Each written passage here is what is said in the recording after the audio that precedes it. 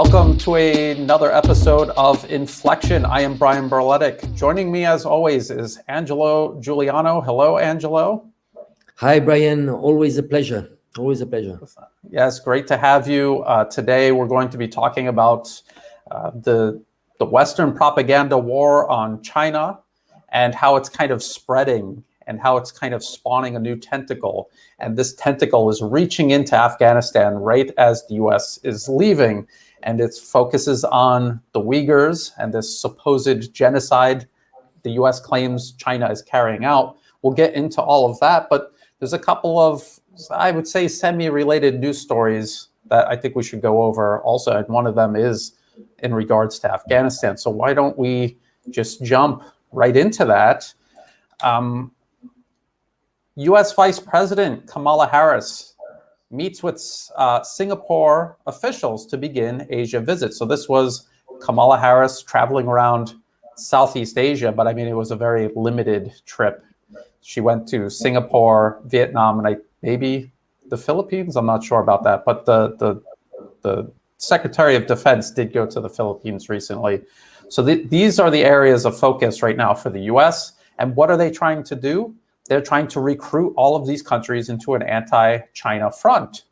And if we look at AP, what we're going to do is we're going to look at AP, and then we're going to look at this article from Chinese state media, the Global Times. We're going to compare and contrast. So this one is talking about how the US wants to cooperate with Singapore on combating cyber threats, tackling climate change, addressing the COVID-19 pandemic, and alleviating supply chain issues.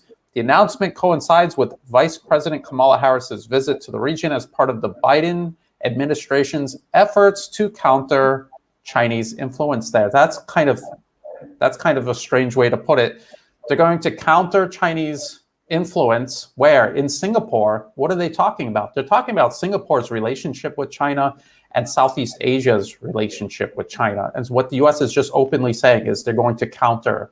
They're going to get in there and interfere. They're going to try to reduce those ties and try to pull them into America's orbit. You've said a lot about this, Angelo. Before we go deeper into the AP article and then compare with the Global Times, you've said a lot about what the U.S. is up to in Southeast Asia, and especially in regards to Vietnam. So what's your take on this initially? Well, I think it's showing clearly the deep ignorance when it comes to the region. Kamala Harris has absolutely no idea the position of Singapore. Singaporean politicians are amongst the most able. Really, they have a tradition of having the best politicians and the best managers to manage Singapore, and they're very pragmatic. Keep in mind that Singapore population, the majority are Chinese, and they have deep relationship with the mainland. And they're very pragmatic. Basically, it's about doing business with your neighbor and managing the relationship between China and the US. So they'll never take side. The same for Vietnam. They know that how the US has used many countries around the world, and whenever they don't need you, they drop you. I mean, the last example is Ukraine, and see what happened in Afghanistan. So it shows clearly there's complete ignorance, and they know when the Prime Minister of Singapore is receiving Kamala Harris just out of politeness, but I think it's those pressure might backfire, because the last thing they like is just to have someone that wants to put pressure on yourself. They don't want that. So every time they push, it's backfiring, and they're getting closer. In many cases, they getting even more closer to China. At least it's not very visible, because getting closer with China is mainly in terms of trade. And we talked about this. Money is power. There's one thing about when you discuss, we are good friends, and it's a lip service, right? But when it's trade, that's the most important. This is where it's hurting the US, is that most of those countries in Southeast Asia, their number one partner is China, and that is what is hurting. Absolutely. Just the trade, the fact that the U.S. has nothing to offer except ensnaring them in this growing conflict with China, that no one in the region in any conceivable way will benefit from.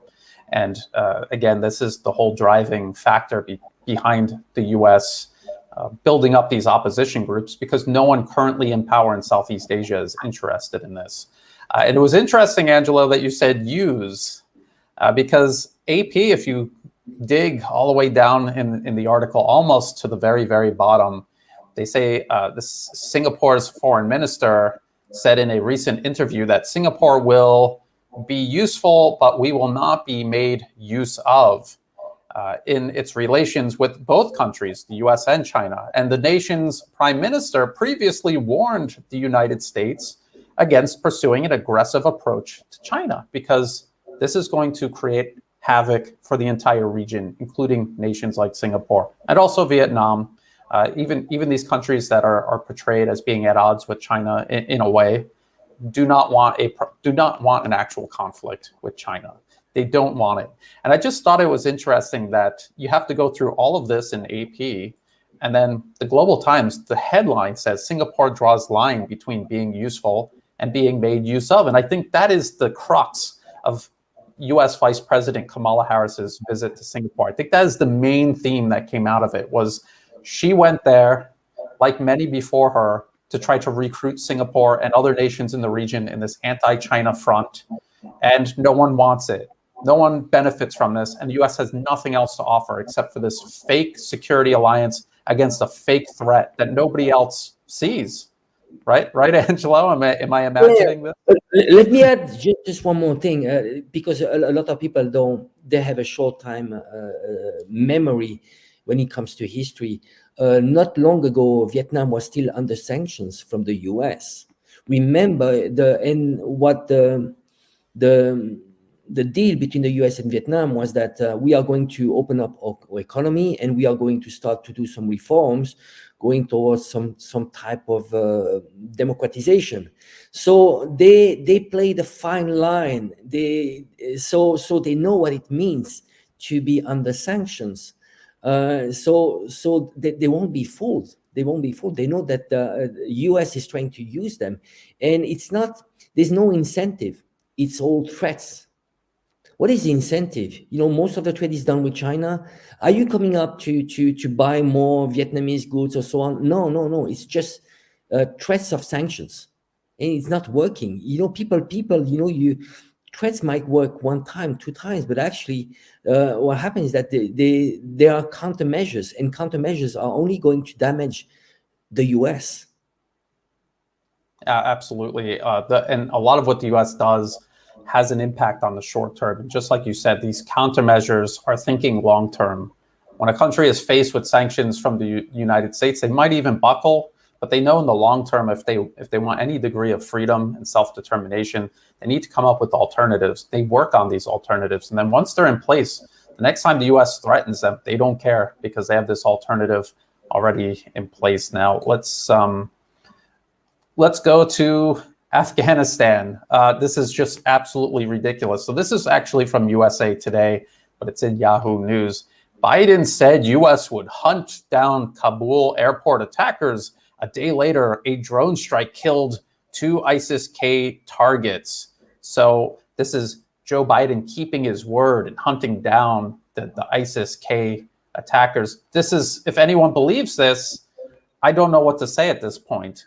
How is it possible that the US saw the attack, investigated it, found out who was behind it, then found where they were, and then was able to organize a drone strike in less than one day? How is this possible? And if you read the details of this attack, it was one of these over-the-horizon strikes, which means it wasn't even a drone strike from within Afghanistan or even a neighboring country. It was from most likely Qatar in the Middle East, in the Persian Gulf, flew all the way to Afghanistan. The range of these Reaper drones is really, like, that's pushing the limit, unless they have some extended range version that can go there and back that I don't know about. or there was some sort of refueling. Right before the show, I asked you, Angela, like, we've never heard of a Reaper doing an aerial refuel, but it's who knows? A benefit of the doubt, let's just say that's what they did. But still, if you understand how these drone strikes are organized, because there's no human flying that drone in the drone. They're back at a base somewhere, like in Qatar or Langley, Virginia, or wherever. So they have to observe the target for quite some time to make sure it's the right target and to make sure there's no civilians around. So how did they do all of this in less than a day? It's begs belief. Angelo, your initial impression, there's a lot we're actually going to get into regarding this story. But Angelo? Well, just look at the speech of Biden. You know, it looks like those Hollywood movies. It's like John Wayne, Western movies. We will hunt you down. We will make you pay. I mean, this is this whole showmanship. And I want to add something. You know, the discrepancies when you look at, when you have those bombs, some of those bombs, they cost like $40,000 US, and they're actually bombing tents that cost $100. You see the disproportion. The disproportion of having $2 trillion being spent on Afghanistan, that's the equivalence of giving $50,000 US to each Afghani. It doesn't make any sense. If only a very small proportion of those funding, 10%, was poured into the economy of Afghan people, it would change completely the whole economy.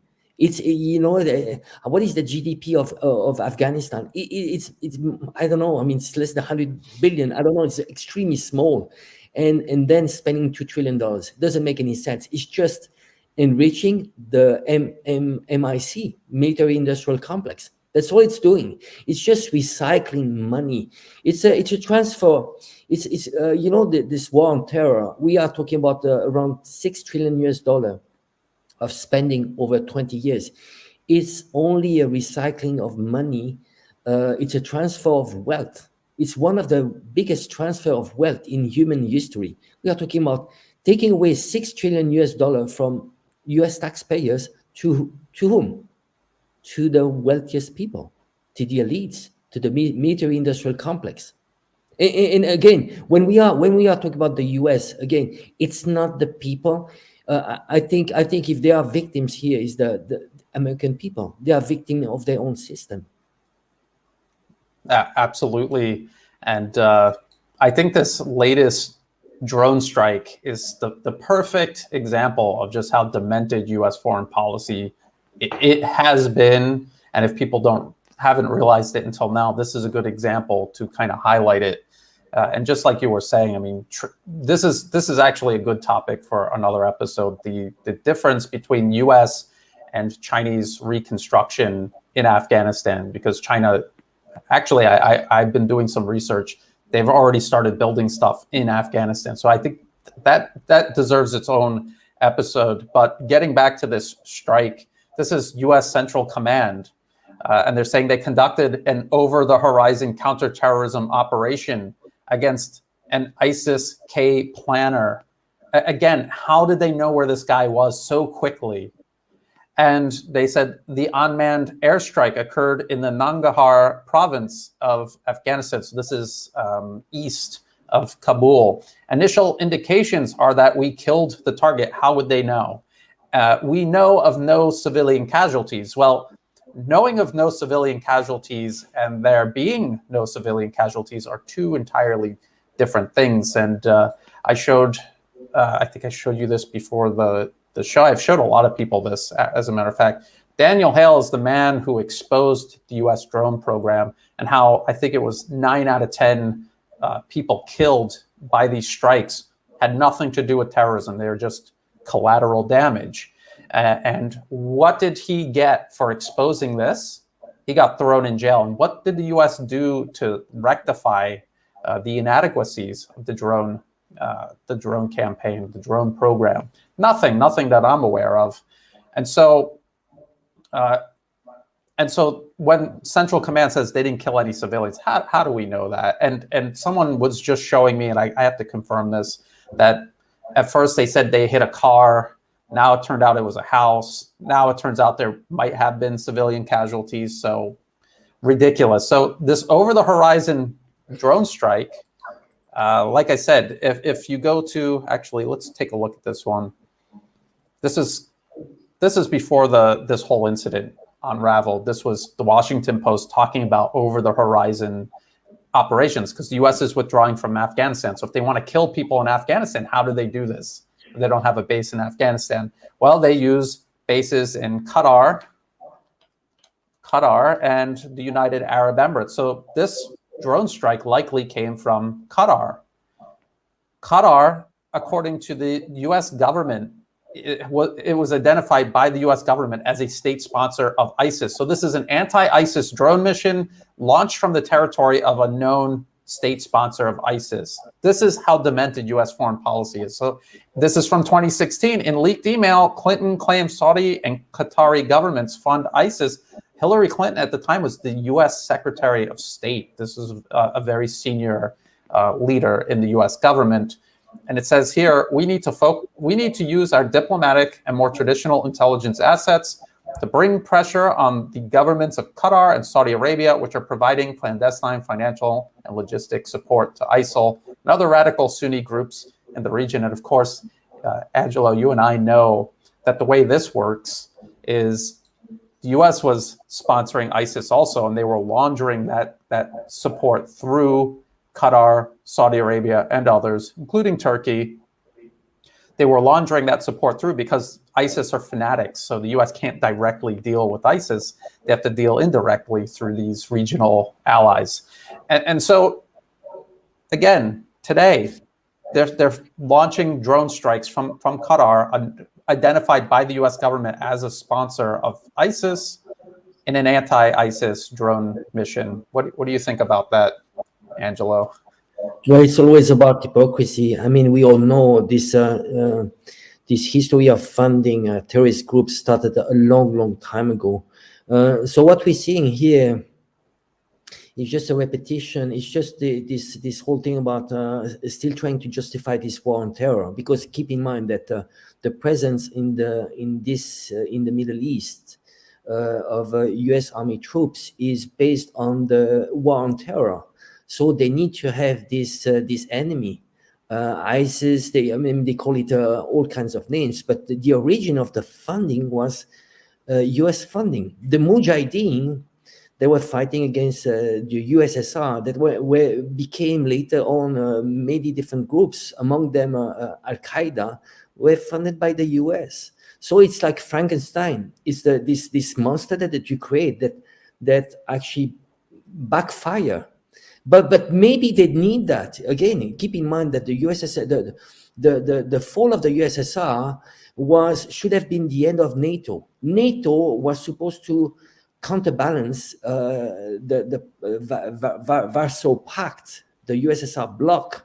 And now that it fell apart, they had to find a new enemy. The new enemy were the Middle East, the terrorists and so on, and what is next? Russia. What is next? China. The military industrial complex need to always invent an enemy, and look at the directions they betrayed Russia. It was never supposed to expand. It's encircling China and Russia. Who's the aggressor? Russia and China have together 3 or 4 army bases around the world, while the NATO forces over 800 bases. It's just a waste, and so much waste of money. If you dig into how much waste of money there is, F-35, how much? We're talking about almost $1 trillion of development. Over $1 trillion now. Over that, yeah. And imagine what this money could do to the U.S. I made a comparison. The war on terror is around 6.4 trillion. There are various figures, but let's say 6.4 trillion. It could have built 2 times what China did for infrastructure, railway lines, 150,000 kilometers. Imagine what it could do to the U.S. It could eradicate poverty in the U.S. Easily. And universal health care, and build a city on Mars if they wanted to. I mean, just astronomical waste on slaughtering people all around the globe for power and control. It's just absolutely ridiculous. Was there anything else you wanted to say about this strike in Afghanistan? Because I think what you just said springboards perfectly into our main topic. Go ahead, Angelo. Just those whistleblowers. Keep in mind, I'd like to make a parallel. It might be a bit extreme, but like those whistleblowers would be like that we're putting them in prison. And I think we look back in history. Maybe one day when the U.S. empire will collapse, it will be like the Nazi,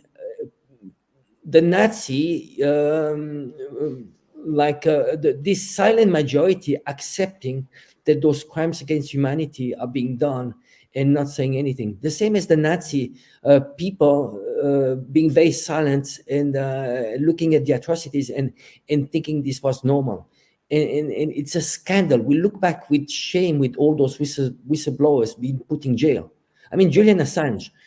I mean, where are those journalists? He's the only one doing the real job. Where are those journalists?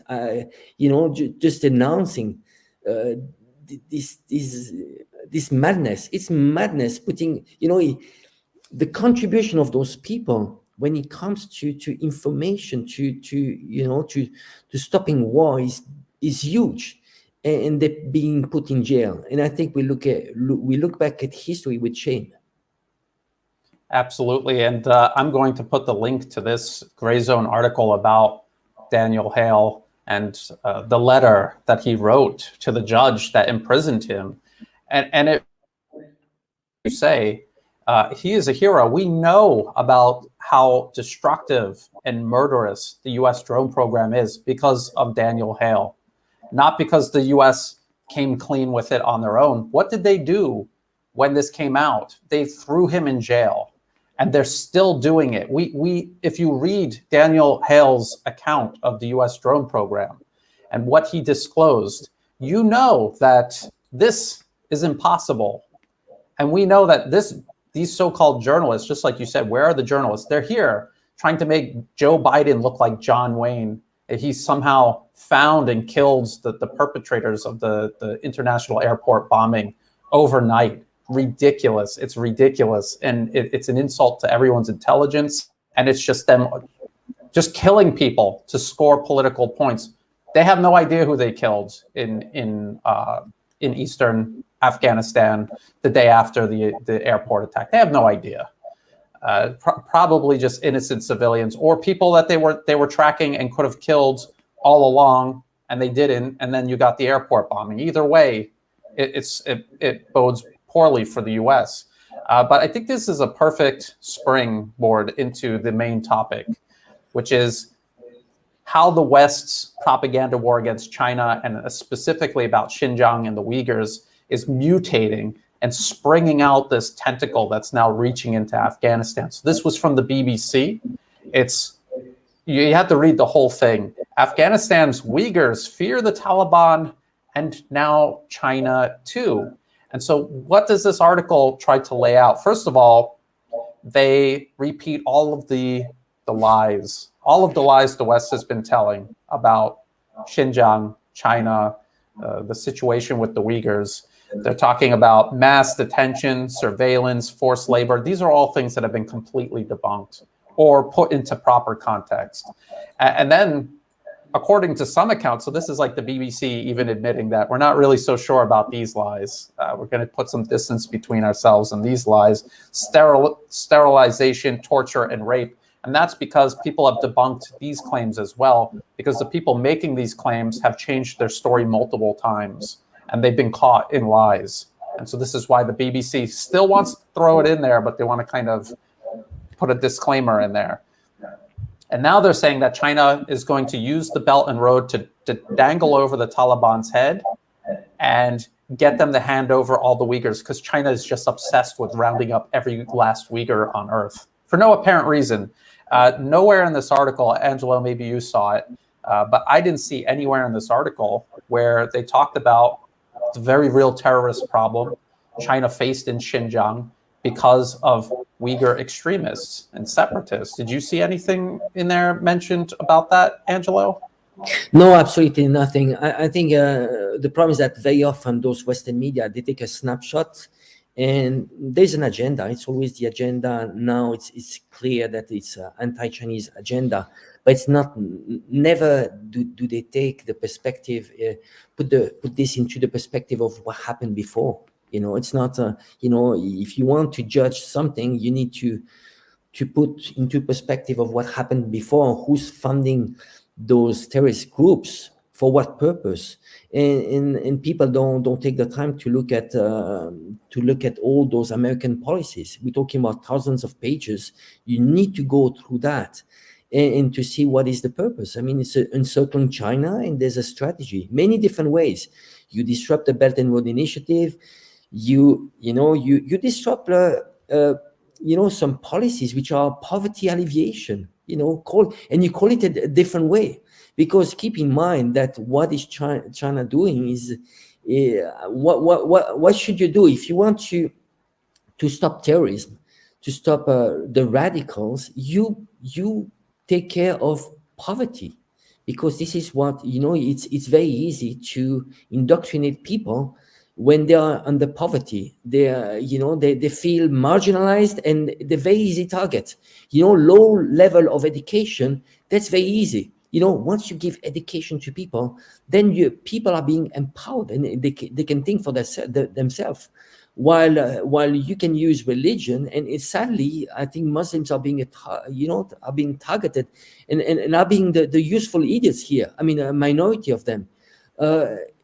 Just to lead them into fights, and ultimately it's they're fighting against themselves. At the end of the day, Muslims are killing Muslims, and it's about a fight of the radicals versus the large majority of peaceful Muslims. And so it's very sad. So look at what China did.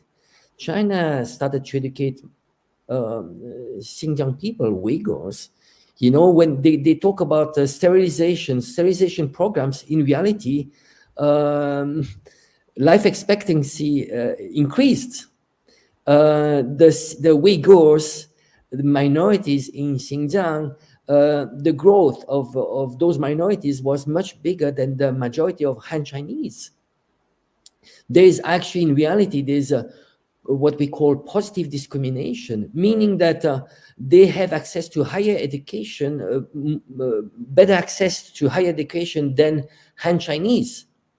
You see, it's very competitive school education system in China. It's very hard to get into the best universities. If you are from a minority, you can get into those universities. Another thing is that, minorities in China, they were not under the one-child policy, so they could have more children. So how can you tell that they were oppressed? In reality, if you go to China, you will realize that the minorities in China are the pride of China. They cherish those minorities, and they tend to have much more rights than Han Chinese. So it's just absurd. But it requires people just to go to China and look for yourself. Look at the money. On the money, they have the different scripts of all the different ethnic minorities on the money, including for Uyghurs. So if they hated and wanted to exterminate all Uyghurs, culturally genocide or literally genocide, whichever narrative the West wants to go with on a day-to-day basis, why would they do that? Why would they include it on their own money that everyone looks at every single day, every step that they take every day? You made a lot of good points about what's actually going on in Xinjiang, and you mentioned terrorism, and this terrorism is part of separatism, and this is backed by the U.S. And I want to show people this. If you go to this article, this BBC article, and you check the sources, and they will not tell you who these sources are. They just mention them and pretend like they're credible, and you shouldn't question them. But if you do some digging, you're going to see just how bad it is. So The first one that popped out to me was Uyghur Human Rights Project. Uyghur Human Rights Project.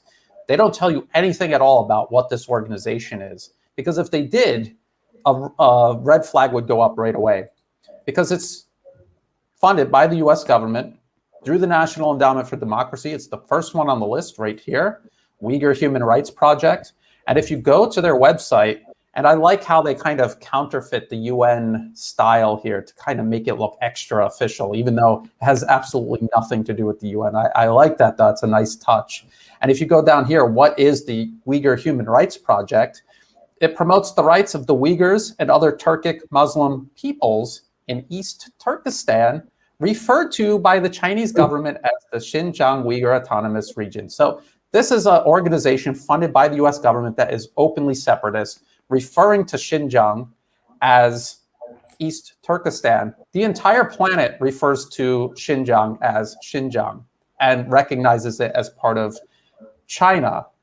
And we could just go to the United Nations' own website, the United Nations Security Council. The only time they ever mention East Turkestan is in relationship to the East Turkestan or Eastern Turkestan Islamic movement, and how it is a terrorist organization. And I want to point out this sentence right here. The Eastern Turkestan Islamic Movement is an organization which has used violence to further its aim of setting up an independent, so-called, and in quotation marks, East Turkestan within China. So this is the UN admitting and acknowledging that Xinjiang is part of China, and that East Turkestan is a creation, a fabrication of these violent terrorists, these separatists. And what does this tell us? This tells us that China had a very real armed terrorist problem in Xinjiang, and the goal was separatism.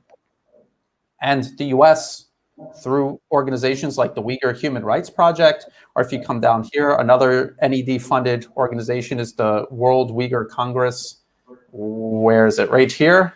If you go to their website and you come down here, they refer to Xinjiang as they're an opposition movement against Chinese occupation of East Turkestan. So again, that's two organizations the US government is funding that are openly separatist, trying to carve out territory from China, recognized by everyone on earth as part of China. This is what the US is doing today, right now. Well, I think it's important to look at the origin of those Uyghur independence movement. There was Isa Alptekin. He was a very powerful man under the Kuomintang. The Kuomintang is the nationalist party that actually flew. They lost against the communists and they flew to Taiwan. So he was very close to the CIA. Because the Kuomintang was actually working closely with the CIA against the Japanese. And so he was the initiator. So in the 70s, before actually that Nixon met with Mao, he was actually very close to the US, and he was already starting his plan of disruption of Xinjiang. Later on, his son, Erkin Alptekin, became a CIA agent, and he spent a lot of time actually in Afghanistan, and he was working for Radio Free Asia. The Americans discovered me, and they said, Erkin, why don't you work for Radio Free Europe, Radio Liberty? So 10 years there. And he was doing a lot of propaganda, especially against the USSR in the Central Asia countries, which are Tajikistan, Turkmenistan, Kazakhstan. And he contributed to the Balkanization of the USSR. So you see, we have at the foundation of the World Uyghur Congress a CIA agent. And out of that, you have many different entities which are all linked to the World Uyghur Congress. So you see, this whole Xinjiang independent movement is all derivatives of the CIA. It's all controlled by the CIA. It's just always the same thing. At the end of the day, it's follow the money. You can buy people with money. Erkil Alptekin, remember we had talked about this. He had a meeting with the person, the new political person that is representing the Tibetan in exile.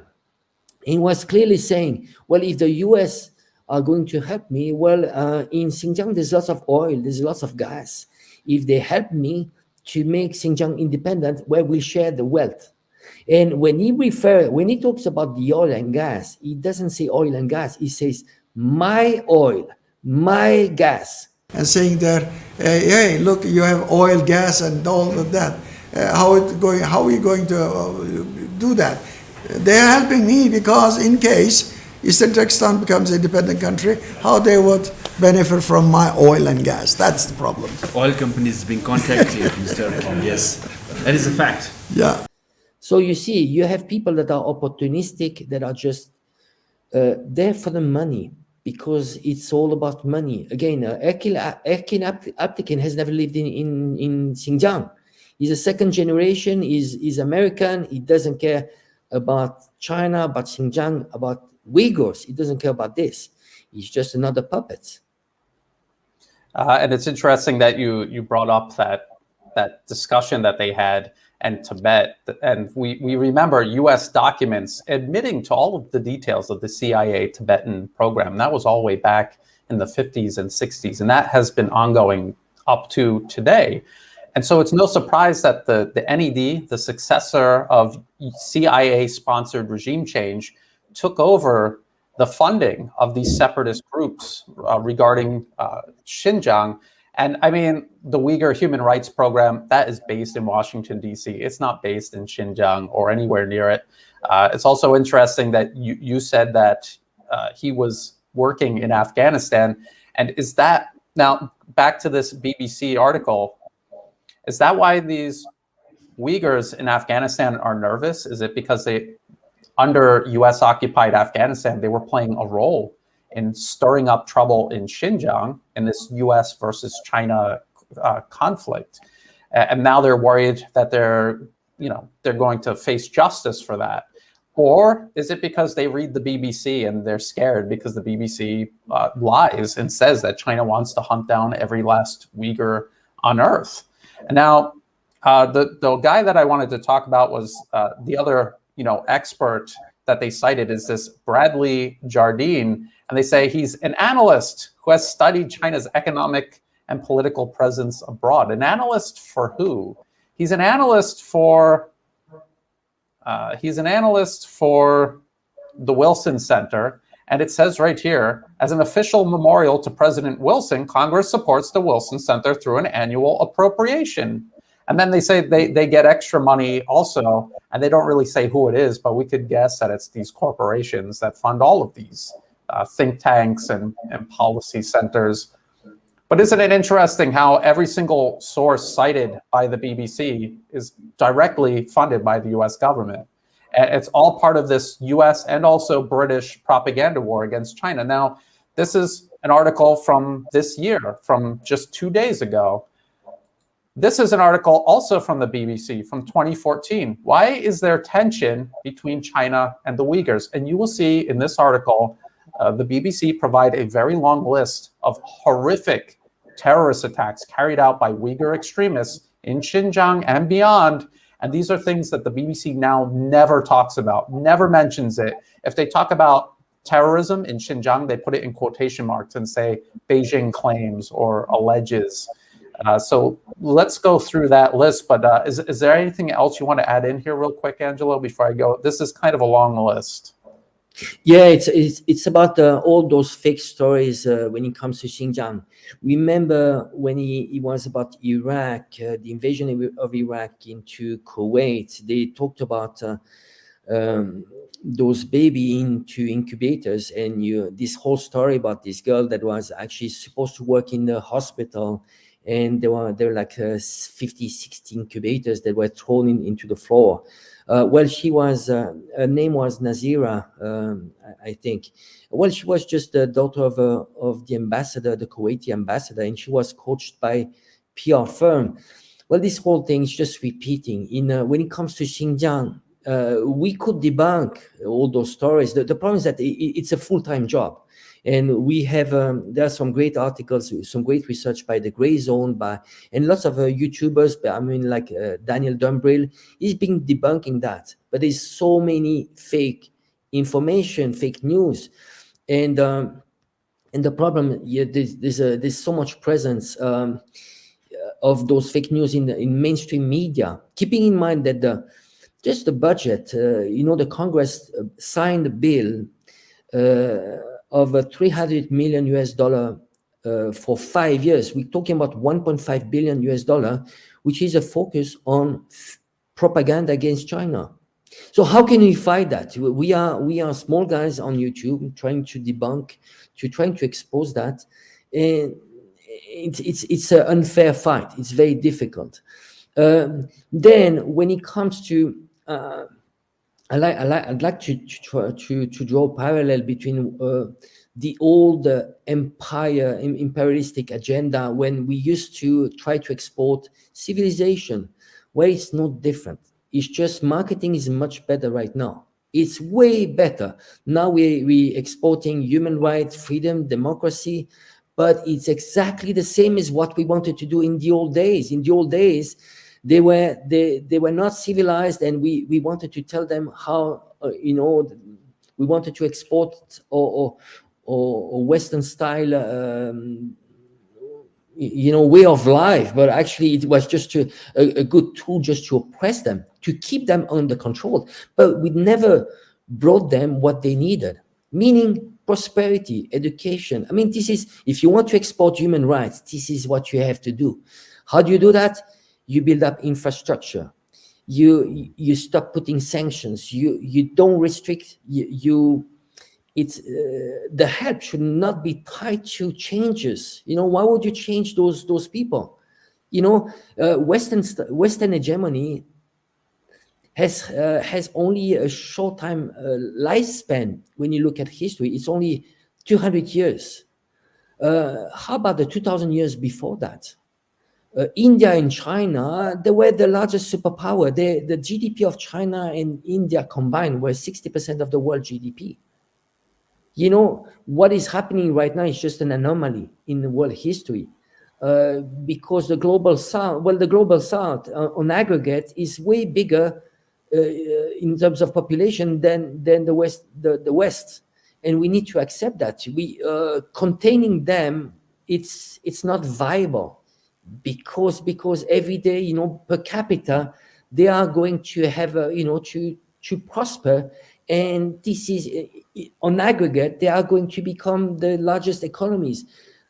Is it for human rights to contain the development of those people? So it's just marketing. Not. It's just marketing, and people, again, most of people, how they are learning about history? They watch Hollywood movies. That's how they, the people don't go into facts, don't do the homework, they don't do the research. Because people are just too busy. They're just too busy, it's and that's what we're trying to do here, is just trying to at least expose. We are not telling people how to think. We're just trying to give them facts. Okay, this is, Hollywood is one thing, but now it's facts. You cannot have a snapshot right now judging what is happening in Afghanistan if you don't go back to history. Or Xinjiang. Exactly. Xinjiang.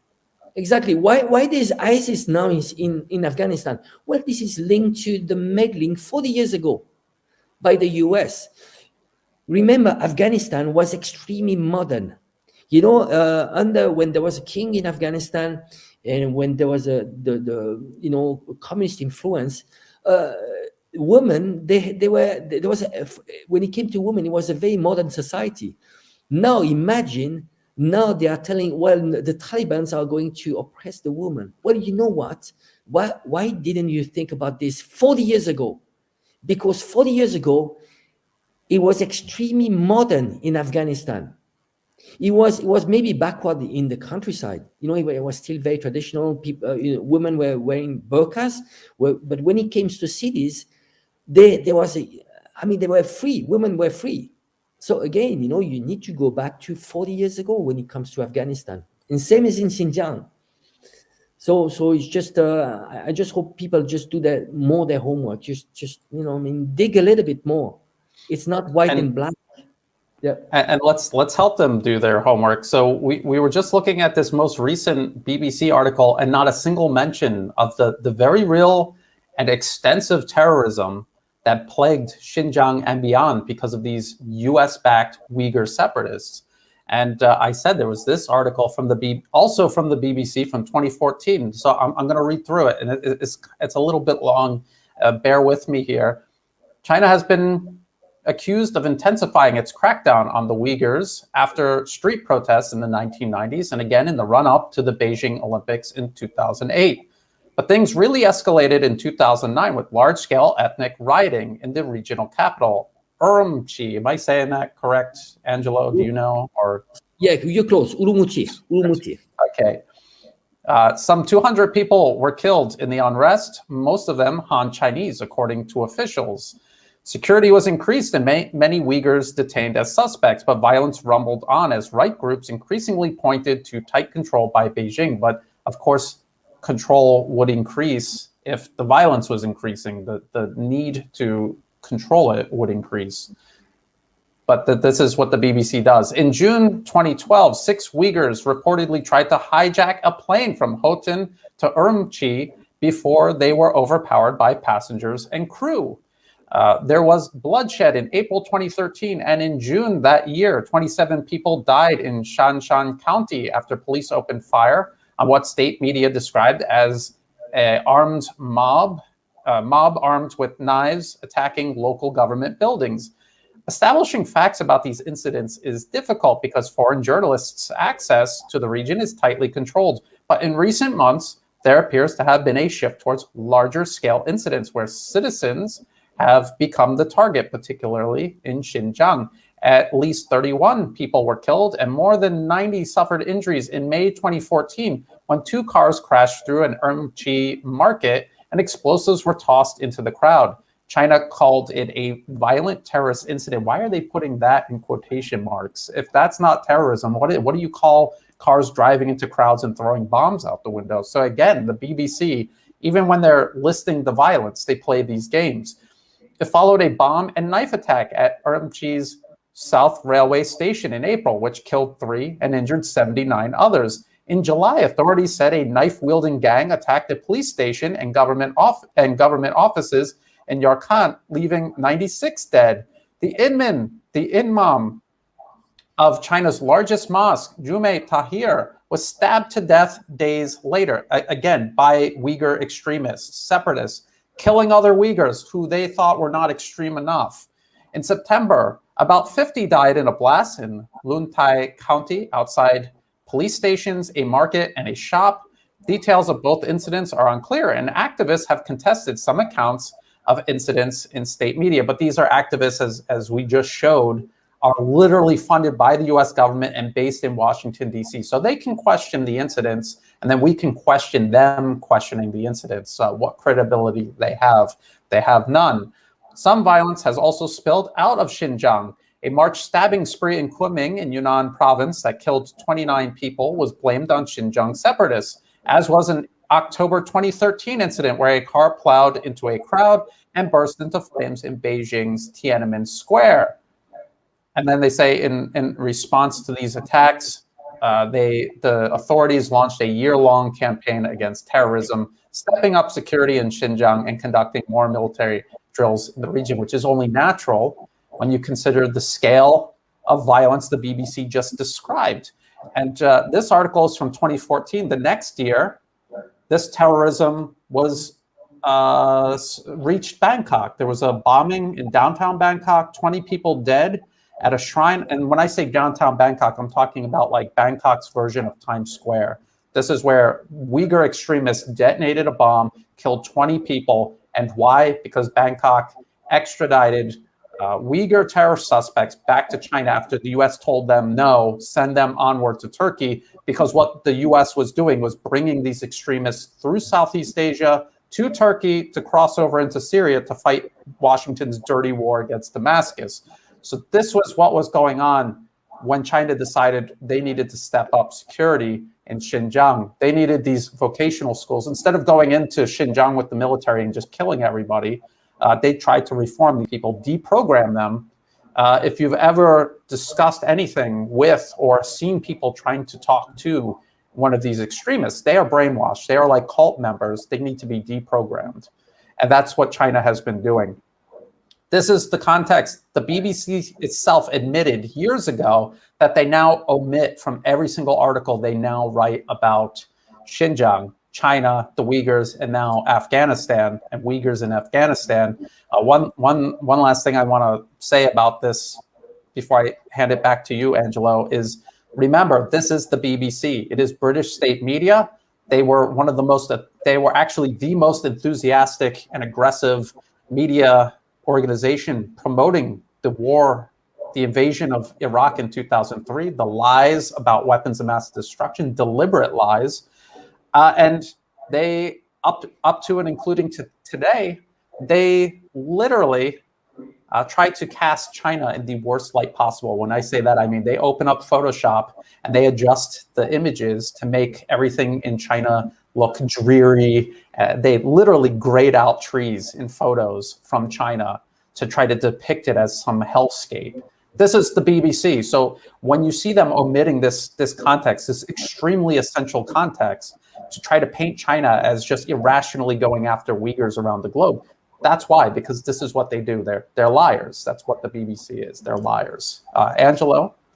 Yeah, just adding up one more thing is keep in mind that ETIM was present in Syria. So we talk about 5,000 combatants. The fear of China is that those ETIM combatants, terrorists, they would just come back to China. So look at what happened, those civil wars that happened. Just a moment, Angelo. I just want to remind people that you say ETIM, that is the Eastern Turkestan Islamic Movement, mentioned by the UN Security Council as a terrorist organization who refers to Xinjiang as East Turkestan and are engaged in violent separatism. Go ahead, Angelo. I just wanted to No, very good point. It's important to remind people, for people that are new to this. So ETIM was actually listed as a terrorist. After September 11, it was listed as a terrorist organization. And curiously, recently, they delisted. The US delisted. So it is a sign. The nature of this group, this movement hasn't changed. It's just the agenda is more of a focus towards China. So by delisting this entity, well, you don't need to freeze anymore the fundings, and you making it a legitimate, while in reality it's a terrorist movement. So 5,000 combatants in Syria. Imagine those combatants going back to China. China has learned from what happened in the Arab Springs. It has learned from what happened in Libya.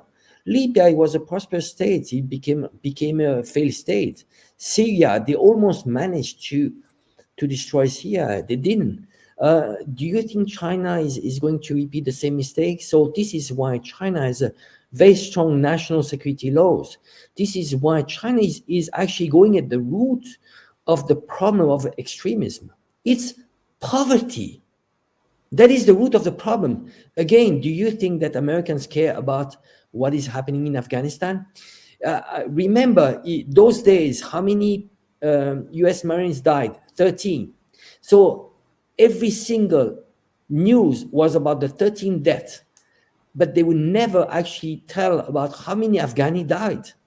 Can you imagine? It's about the death of US Marines, but they never talked about 70, 80 Afghani that died. Afghanis that actually were US allied. I mean, if they were allowed to fly, it means that somehow they collaborated with the US. So imagine, it's all about American lives, and it's not about the well-being of those countries. Well, tell me an example of those revolutions that actually succeeded and created a better society. There's not a single one, not a single one. And the problem is that there's no retrospection, self-criticizing. I mean, you've done 20 years in Afghanistan. What did it bring to Afghanistan? What did it bring to the war on terror? Actually, if they are going to be much more radicals. You occupy them. They're still striking ISIS in Afghanistan that was festering there during the US occupation. So what did they accomplish? Even their stated goals? No, they actually fueled. They fueled. When you kill an Afghani, well, you imagine a mother that that lost her child due to US occupation, well, potentially she could be a terrorist. Again, it's just we need to look at the root of the problems. If on the first place they were not occupied, oppressed, humiliated, because when you have occupation in a country like Afghanistan, you are being humiliated from morning till evening. It's not those photo operation, marketing, when you have those US Marines holding Afghani kids. Look at the root of the problem. The root of the problem. Is there anyone in the US that says, well, why don't we stop those absurd wars? They are not bringing anything, and actually it's spoiling, it's destroying a US economy. That money could go into poor people in the US, and it's destroying countries. And it's just making the elite richer, military industrial complex. It's keeping the same thing over and over. The thing is that it's interesting. Mainstream media, they were telling, why don't we think about those mistakes and never again, but what we're seeing here now, it's the same as after the Vietnam War. Remember, after the Vietnam War, they said, well, never again. We'll never go again, on a war. Useless war. We're doing this again. How many years later? And there's going to be more Afghanistan until well, maybe there's going to be a US collapse, because again, they can fund those wars because there's a US dollar hegemony. You need the money to fund the war, you print money. Until the day that the US dollar is no more the global currency, then you won't be able to do that, because who's funding the war? Indirectly, it's the rest of the world which is funding the war, because the US just need to print US dollar. But there's going to be an end to that. There's now lots of countries are not trading to US dollar. There are cryptocurrencies. There are ways to bypass the US dollar. So now you have a wounded dog that actually doesn't know what to do. It's a vicious circle. You keep on doing the same thing, but at some point it's going to stop. Absolutely. A lot of really good points there. About poverty, we've looked into U.S. reconstruction efforts, and we saw how they weren't really serious about reconstructing anything. They were dumping money into the police and the military, into contractors, U.S. contractors who just wanted to do the project, get by the bare minimum. They couldn't care less how it turned out because they were going to go back home. And if whatever it is that they built or whatever project that they started there collapsed, it means another contract for them. So the sabotaging of the reconstruction effort was built into the system the U.S. used to run it. And I don't think that they ever seriously wanted Afghanistan to prosper, because it was an exercise in empire. You want it to be needy. You want your territory to be needy and dependent on you. And this is how Chinese reconstruction differs, because China wants to go into Afghanistan and do business. They're not going to build a road and then leave. They're going to build the road so that they can do business in Afghanistan. They're going to build a factory there. It is in their best interest for the country to be united, stable, and peaceful so they can do business. This is the very essential difference between the way the US and China approaches foreign policy. One other thing, and you said it exactly about the propaganda. Let me just go back to here. Never again after Vietnam, and yet we're doing it again in Afghanistan. We're watching the U.S. foreign policy just completely demented in Afghanistan. We just talked about the ISIS drone strike launched from a state sponsor of ISIS. It couldn't be more demented. And we see them right here in the BBC, already trying to get the next war going, not with Afghanistan, but now with China.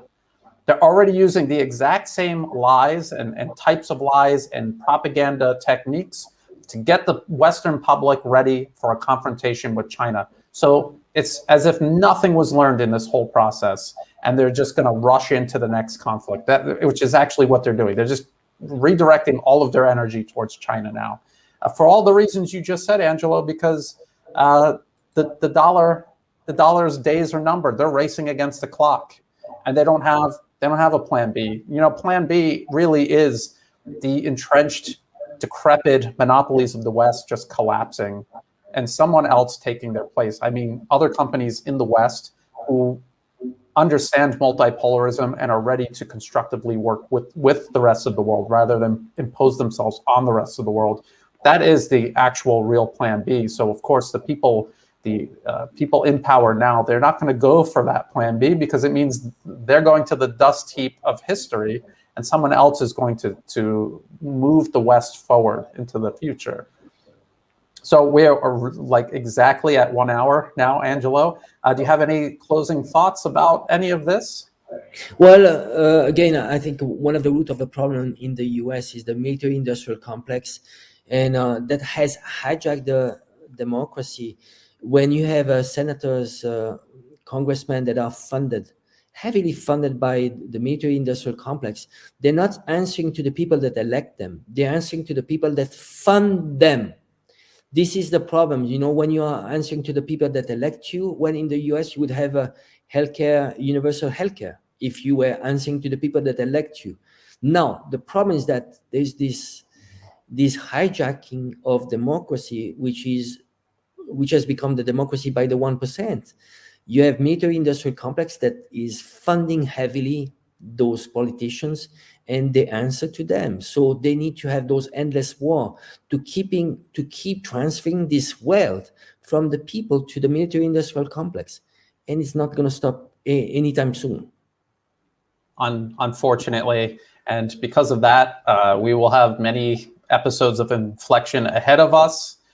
For everyone who has been watching, thank you so much. Check the video description because all of these links to all of the news stories and everything about the main topic, all of those links will be in the video description below, and it's some extra ones that we didn't get to.